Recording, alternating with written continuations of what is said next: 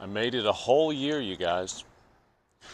I made it a whole year and some change without a single drop of alcohol.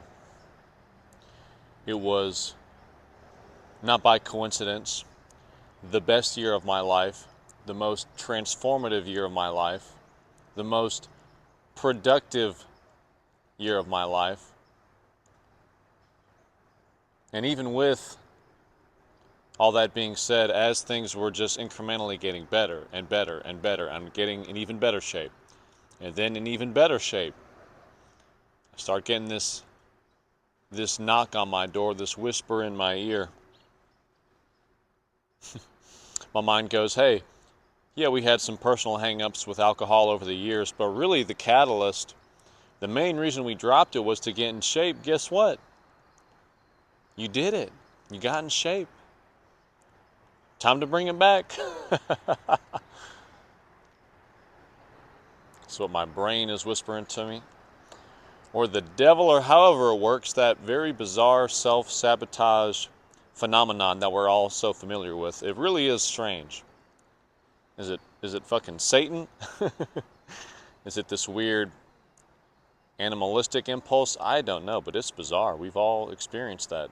Where we know for sure 100% this thing right here, I am worse off when I do it. And this whisper, this part of us will go, yep, now go do it. It's fucking crazy. And I didn't break immediately, but I did start to dwell on that thought. That is true, I did get fucking ripped. And then I start doing thought experiments. Well, okay, the whole point isn't that alcohol is just evil. Let's not be emotional about it. Let's be logical about it. It's like my brain started using my own mindset tactics against me. Let's be rational. Let's be logical. That's your whole thing, right? And I'm going, yeah, true. It's going, okay, well, if that's the case, let's say you have 2 drinks a year. What would the downsides be? I'm like, barely any. What about 2 drinks every 6 months? And it's, yeah, barely any. It's working its way down until I think, well, what if I got some really nice top shelf tequila, real small bottle, so small that even if I finished it, I couldn't totally smoke myself and overindulge. What if I did that like once a month? Like, okay, we're closing out April, we're closing out May. And my mind is like, yes, we are onto something. It can be this kind of romantic, cool ritual thing where it's like, hey, cheers to another month of the year. And now, like, even as I'm recounting the experience, my mind is going, this is such a good idea. I'm like, damn, he's spitting, he's onto something. And it does sound good. Sounds good. I've never been one of those people that stop drinking and then goes, it tastes like shit. The only reason you drink it is to get fucked up. I love the way it tastes. Some Don Julio Reposada, oh my God. Some Jack Daniel's Single Barrel Select on a nice fat rock. Whew. I should stop talking about it right now. I'm about to go down the street. About to hit up the old shop. I love it. I love it. So my mind's playing these games with me. It's giving me these thought experiments. They're making way too much fucking sense. And then I'm like, you know what? I'm going to do it. I had just launched Oak City Strong, my personal training business here in my local area. I had already had it as a coaching service online long before that, but I left my formal gym job, took the plunge into the entrepreneurial world, took the dive into working for myself, and I'm like, hey, let's celebrate with some of that top shelf tequila. Let's get some Patron, little baby bottle, nothing too crazy. What's the worst thing that can happen? And so I'm taking some shots as I'm finalizing things with clients, as I'm getting sign-ups. It's very exciting. Then I go for a walk outside and I'm fucking stumbling. I mean, I'm not like fucking sloshed, but just, I was probably 2 or 3 shots in was enough. So I'm looking at my phone and I'm a little bit off kilter. My gait is a little affected. It's kind of bugging me. I'm like, well, this is kind of stupid. I am physically less capable in one of the most simplistic physical things you can do, walking, because I had these drinks. Damn it. It still does all the negative things that it used to do. Damn it. All the hang-ups I had with it before. So I'd go up the staircase and feel my heart fucking thumping in my chest.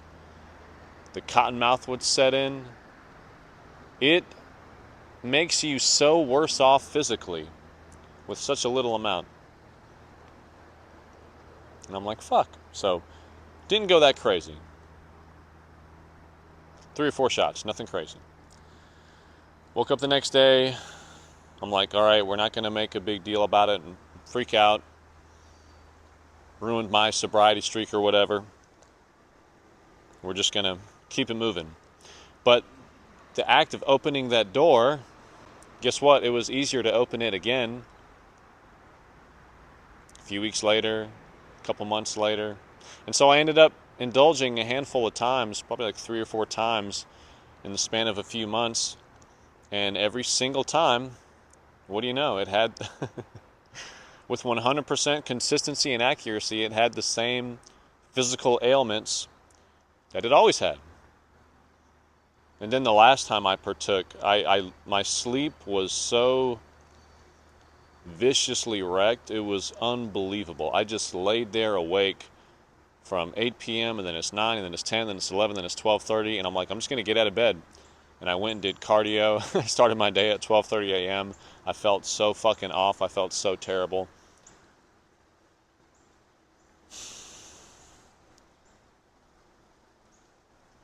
I'll say this, it's a damn shame.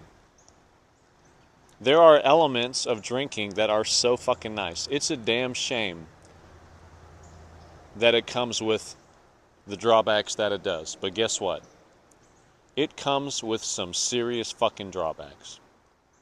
It comes with some serious fucking drawbacks. And going without comes with some extreme advantages. And I discovered more and more of those advantages the longer I went without. And then I just had to get another taste. Had to see what was going on with it. And that last break I had was probably like 8 or 9 weeks ago. And I'm just better off without it, straight up. And if I'm better off without it, everyone else that's sober is claiming the same thing. They're better off without it. I would say the evidence suggests that the human race is better off without it. That any person on this fucking planet is better off without it. And ultimately, that's the conclusion I came to when I walked away from it over a year ago. Is that going without comes with extreme advantages, and partaking comes with extreme disadvantages. I feel this is irrefutable, it's undeniable, it's objectively true. So if you partake, I just encourage you to really ask yourself why you would self-inflict disadvantages to your life.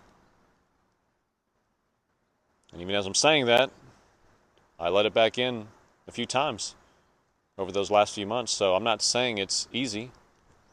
I'm not saying it should just be snap your finger and be done. It's certainly worth dwelling on, thinking about, and ultimately taking action on. But let me know, what's your relationship with alcohol? How long have you gone without? Are you still partaking now? Talk to me. Let's go.